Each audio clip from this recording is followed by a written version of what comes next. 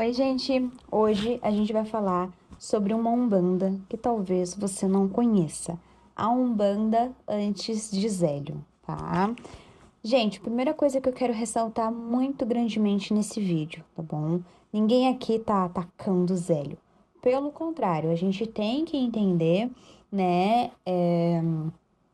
a força, a importância de Zélio para que hoje a Umbanda ela sofra menos, a Umbanda e até mesmo outras religiões de matriz africana sofram menos preconceito do que antigamente. Então, de alguma forma ou outra, ele foi responsável por disseminar uma boa imagem da Umbanda, mesmo que erroneamente, mas talvez necessário naquela época, através do embranquecimento da religião. Então, hoje a gente vai falar sobre a Umbanda antes de Zélio. Bom, então vamos lá. Gente, quando a gente fala que a Umbanda ela veio antes de Zélio, é porque de fato Zélio não criou a Umbanda, tá? O que que aconteceu, né? O caboclo Sete Encruzilhadas, tá certo?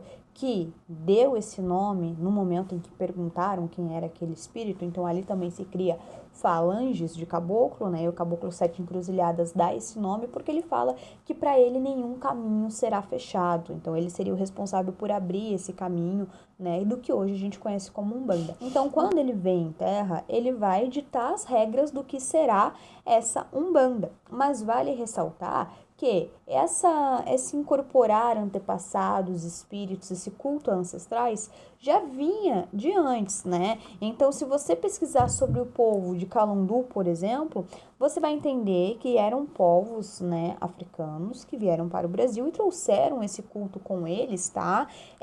De cultuar seus ancestrais, de cultuar espíritos ancestrais, tá? A gente vai ter isso no povo de Banto, a gente vai ter isso, né, nos malês, que também são povos iorubás que vêm para o Brasil e eles trazem consigo as suas ritualísticas, né, islâmicas, tá? Eles profetizam a fé islâmica. Então, esse negócio de usar, por exemplo, na sexta-feira branco, né, também, claro, vem do povo iorubá que trouxe, né, o que hoje é o candomblé pra gente, por causa de Oxalá, mas vocês percebem que todo esse povo, né, africano, que cada um, de cada lugar, de cada nação, traz o seu culto, ele é totalmente incrementado de pouquinho em pouquinho dentro da Umbanda. Então a gente vai ter o povo de Congo, a gente vai ter o povo dos malês, né? A gente vai ter aí os iorubás, a gente vai ter também, como eu falei, os calundu. Então a gente vai ter tudo isso que anteriormente a Zélio era conhecido como a boa e velha macumba. Por quê? Porque nos seus ritos e cultos, eles tinham um instrumento justamente chamado de macumba. Então, erroneamente, porém popularmente, as pessoas associaram aquele rito, aquelas coisas que eles não entendiam o que é, né, como macumba, né, em referência a esse instrumento que era utilizado. Então, daí surge o nome macumba, porém, né, quando as pessoas viam os seus ritos, por ser algo muito diferente do que a gente tinha aqui naquela época, que era o catolicismo, que era o espiritismo, que naquela época ainda não era considerado uma religião, depois, né, vai ser considerada aí de fato uma religião, né?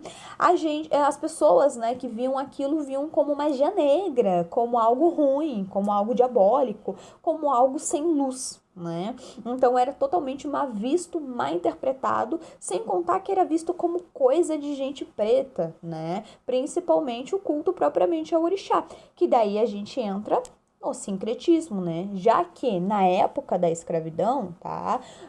O povo preto, o povo iorubá, nigeriano, tá? O povo de Angola, toda aquela nação, tá? Que veio para o Brasil e foram escravizados, eles tinham que manter a sua fé, né? Então, através de santos católicos, tá? Daí surge também a sincretização. Eles faziam ali o culto ao orixá. Então, eles pegavam uma Nossa Senhora, faziam ali um encantamento, uma coisa ou outra, e transformavam ela, né? Transformavam ela não, mas faziam ali da representação de Oxum. E assim se popularizou.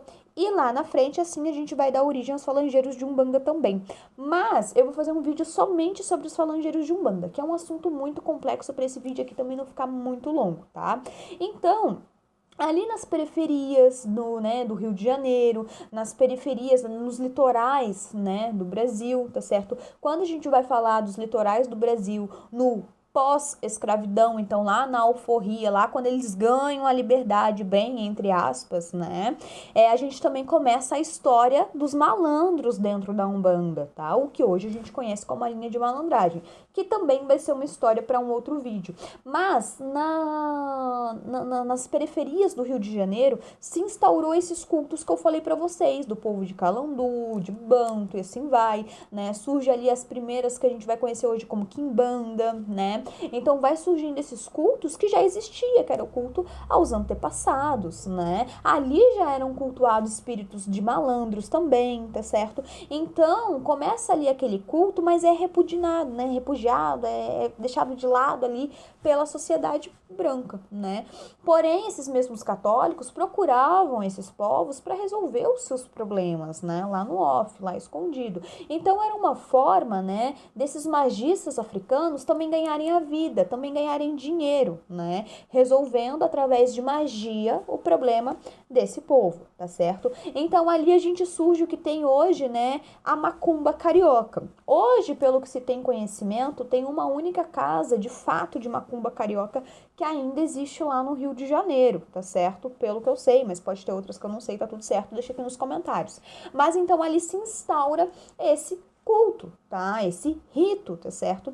Então, a partir dali a gente vai ter um monte de ramificações. A história da malandragem também, a gente vai ter ali onde começa a Umbanda. E agora a gente vai falar, para onde Zélio foi antes de fato, né, criar a Umbanda? Antes de criar a Umbanda, tá? O Caboclo Sete Flechas, tá certo? Ele busca ajuda, né, num centro espírita. Aquele centro espírita fala, tá, que ele não era bem-vindo ali, porque era povo indígena e povo, né, preto. Então, no entendimento daquele pessoal ali, era um povo que não tinha conhecimento para passar, chamado como burros, né? Vocês não tiveram conhecimento em vida, vocês não tiveram acesso à escola, acesso a estudo. Então, como que vocês têm algo a me agregar? Como que vocês têm algo a querer me ensinar?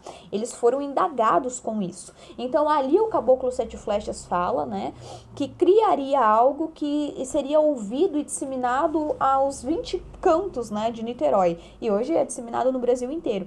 Então, ali ele fala, né, que no dia seguinte ele faria um culto na casa de Zélio, aonde ele mostraria de fato o que é ele, o que é aquele culto. No dia seguinte, essas pessoas foram lá presenciar, né? E ali foram interrogados. Então, o próprio caboclo falou, por exemplo, em alemão e em latim com quem estava questionando ele, né? Para mostrar que de fato ele tinha conhecimento e ele não era esse povo ignorante, né? Só pelo fato de ser indígena. E o pai, né? O pai Antônio, que é o preto velho de Zélio, tá? Foi a mesma coisa, também foi interrogado ali, né? Foi, testado a prova de fogo daquela época. Ali ele cita também quais seriam as regras da Umbanda, né? Então ali, gente, é na visão daquele caboclo, tá? Mas vale ressaltar que cada caboclo pertenceu a uma tribo. Quando a gente for fazer um vídeo específico falando sobre os caboclos, a gente vai entrar dentro disso. Mas cada caboclo pertenceu a uma tribo. Então, logo, cada caboclo vai trazer o seu conhecimento e as regras da sua casa. Por isso que, principalmente dentro da Umbanda, cada casa, de fato, vai ter uma doutrina e um fundamento, né? Por quê? Porque cada caboclo pertenceu a uma tribo e vai trazer aí as suas regras para sua casa, tá certo? Então ali se cria o que hoje a gente conhece como Umbanda com as regras, né, do Caboclo de Zélio, 7 encruzilhadas, tá? Mas vale ressaltar que antes de tudo isso acontecer, esse espírito, né, ele foi renegado. Tanto que a família de Zélio, ao levar ele no médico, que era tio da família, ele mesmo falou que ali não sabia o que fazer, que era correto buscar um padre, pois possivelmente ele estava endemoniado. Já a outra pessoa da família sugeriu ele buscar um centro espírita que teve essa percepção toda também, né, rejeitado. Então, o que Zélio faz? Zélio, né, o próprio caboclo, nos momentos que incorporava no Zélio, ia batendo de porta em porta, né, buscando ajuda, tá? Inclusive, a primeira, e todas as portas eram fechadas, né? Eram negadas. A primeira porta de Candomblé que abre as portas, tá? Para esse caboclo, para tentar entender quem era esse espírito, o que ele queria, o que ele fazia, foi uma porta de Candomblé de Angola, tá? Da onde mais pra frente essa Iá, esse candomblé de Angola, né, vai começar a fazer um culto aos caboclos. Então é aí aonde também muitas casas de candomblé hoje têm o costume de cultuar apenas os caboclos, os ancestrais diretos da terra, o povo originário do Brasil. Então, muitas casas de candomblé hoje que cultuam apenas caboclos, tá? É por conta disso também, tá? Esse caboclo que bate na sua porta mostra quem é, traz verdade, mostra as oferendas que gosta, né? Então a mãe de santo ali decide, de fato, fazer uma oferenda, agradar aquele espírito e viu que trouxe ali de alguma forma boas recompensas para sua casa, né? No candomblé de Angola. Então, dali parte o que muitas casas de candomblé hoje fazem, que é cultuar apenas os ancestrais dessa terra, o caboclo. Mas ali esse caboclo ele foi aceito, mas, né, ainda assim seria associado a coisa de preto, seria mal visto, seria associado como a macumba, né? E não era o que esse caboclo de fato queria, né? Ele queria levar esse culto adiante, ele queria levar isso adiante, tá? Então ali a gente vê que é disseminado o seu próprio culto, né? E dentro dessa linha ali do não matar animais, não isso, não aquilo, essa linha branca que a gente fala, é onde surge a tal umbanda sagrada, a umbanda pura, que não tem corte, né? Tem umas outras regras, não tem corte, que, por exemplo, não vai poder utilizar fios grossos assim, você vai utilizar somente um fio único da sua entidade, né? Que a caridade é acima de tudo, que não pode cobrar por nada que faz, e aquelas regras daquela clássica umbanda que a gente conhece, né? Então, foi a forma de, querendo ou não, também que Zélio teve, de fazer com que a umbanda fosse aceita, né? Já que nessas religiões anteriores tinha lá o sacrifício, sempre teve, de animais e tudo mais, e isso realmente não era bem visto. Então, foi a forma com que Zélio encontrou de tornar a Umbanda socialmente aceitável. Então, muita coisa foi embranquecida. Muita coisa foi mudada através daquilo que ele tinha conhecimento. Então, vale ressaltar que antes mesmo da Umbanda ser criada, Zélio já tinha conhecido casas de candomblé, a Umbanda, a macumba carioca, esses ritos. Tanto que depois trago os falangeiros para dentro da Umbanda, justamente por conta desse conhecimento do culto ao orixá. Então, se traz os falangeiros de orixá dentro da Umbanda também por conta disso. Então, Zélio já tinha conhecimento, né, nesses outros ritos e culturas. Mas quando é para criar a sua religião e disseminá-la, ele tem que fazer essas alterações para ficar socialmente bem vistas e bem aceita, tá? Então, tem esse embranquecimento por trás, tem essa tentativa de cortar as raízes, tem, né, esse sincretismo, mas tudo com o intuito de fato, fazer com que a Umbanda fosse aceita. E algo que funcionou, porque hoje a Umbanda ela é bem aceita em muitos lugares, né? Então, esse vídeo é para vocês entenderem um pouquinho, gente, do que veio antes de Zélio, tá? Então, estudem sobre o povo de Malê, estudem sobre o povo de Calundu, estudem sobre a macumba carioca, né? Estudem sobre esses ritos, tá? Que vieram antes da Umbanda, porque são ali que dá início ao que a gente tem hoje como a Umbanda, né? Então, usar branco na sexta-feira, pano de cabeça, pano da costa, né? Palavras que a gente tem hoje como pemba, congar, a própria Umbanda, né? Isso vem, tá, do dialeto de Banto. O que a gente tem hoje como ponto riscado, esses pontos riscados, sigilos que as entidades trazem, também vem, tá, dessas raízes, tá? Então, esses sigilos, pontos riscados, desenhos, né, que trazem uma história, isso e aquilo, vem dessas raízes, não é algo aleatório. Então, não dá para dizer que a Umbanda foi criada por Zélio, tá? Ela é um culto que já existia, né, que é o culto ao antepassado, tanto que a palavra Egum, que é utilizada dentro da Umbanda para se referir a um espírito negativo, olha bem, tá? Nada mais significa do que espírito ancestral.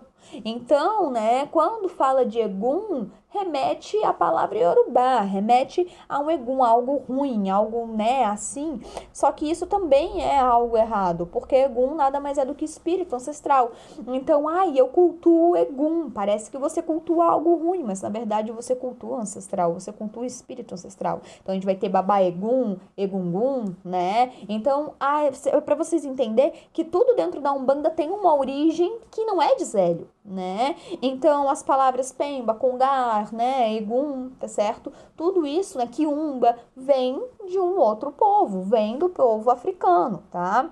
Então, Zélio não cria nada. Zélio dissemina e embranquece, com o intuito de ser melhor bem visto e aceito pela sociedade, aquilo que já existia, tá bom? Eu vou fazer um outro vídeo para falar para vocês sobre os falangeiros, né? Sobre o que eu falei lá da malandragem, tá certo? Para complementar esse vídeo que eu tô postando hoje. Mas isso é a Umbanda antes de Zélio, tá certo? Lembrando que ninguém aqui odeia, detesta Zélio, gente. Muito pelo contrário, a gente tem que entender que ele fez o que dava para ele fazer lá atrás, em 1900, né? 1900 bolinha aí, tá? 1908, para ser exato, ninguém ficar falando coisa aqui, né? Para que a Umbanda hoje fosse aceita, tá? Então, a gente não pode crucificá-lo, né? O que a gente teria feito no lugar dele? E a gente tem que entender que se a espiritualidade, o caboclo sete encruzilhadas, o preto velho pai Antônio, né? O vô Antônio, escolheu ele, um homem branco, né? Para representar e criar, né, o nome, o culto ali, a Umbanda que eles queriam, é porque tinha um propósito. Às vezes, como o racismo era, não que hoje não seja, mas naquela época muito pior, né? Se tivesse sido escolhido ali um médium, né, preto, tá? Talvez não tivesse tido essa aceitação que teve e talvez o culto tivesse enfraquecido muito ou até morrido, tá? Então a gente tem que entender que se a espiritualidade quis daquela forma, é porque foi a melhor forma de chegar onde a gente está hoje. Mas não significa que hoje a gente precise seguir os mesmos passos que Zélio, né? Então hoje a gente pode lutar contra um embranquecimento da religião, tá? Hoje a gente pode levantar, né, essa bandeira. Hoje a gente pode mostrar de fato qual é a raiz da nossa religião. Hoje a gente não precisa mais sincretizar. Hoje Oxalá não precisa mais ser representado por Jesus. Hoje Santo Antônio, Santa Bárbara, Nossa Senhora, São Jorge não precisa mais ser associado a Oiá, Xangô, Oxum. Hoje a gente é livre para cultuar a nossa espiritualidade com as raízes que ela tem, sem precisar de embranquecimento, sem precisar apagar as nossas raízes pretas da religião. Principalmente nós que somos brancos dentro de uma religião que tem raiz preta. Então, mesmo você que faz parte dessa Umbanda de Zélio, que faz parte dessa Umbanda, né, do Saraceni, que faz parte dessa Umbanda da Sagrada, da Mesa Branca. Olha só, o racismo na própria palavra. Umbanda de Mesa Branca, Umbanda Sagrada, Umbanda pura, né? Isso tudo remete para mim a um loiro do olho azul. Então, mesmo nós que somos brancos dentro da religião, é importante a gente entender que a raiz da nossa religião é preta. E a gente tem que lutar contra esse embranquecimento, tá? Porque hoje não há mais necessidade. Um dia houve a necessidade. Um dia houve a necessidade para o culto prevalecer e para o culto, né, se manter, pegar uma Nossa Senhora e ali fazer Oxum. Mas hoje não há mais essa necessidade. Então, gente, esse é o vídeo. Espero que vocês absorvam o conhecimento que vocês puderem. Estudem sobre esses temas que eu vou deixar aqui para vocês, porque eu acho muito interessante, tá? Para que vocês consigam entender melhor o que eu falo. Às vezes, né, eu posso falar uma coisinha ou outra, né, errada, ou trocar uma palavrinha ou outra, né? Mas é importante que vocês saibam pelo menos por onde começar. Tá bom? Então, axé e benção a todos e espero que esse vídeo seja esclarecedor. O que é Umbanda antes de Zélio?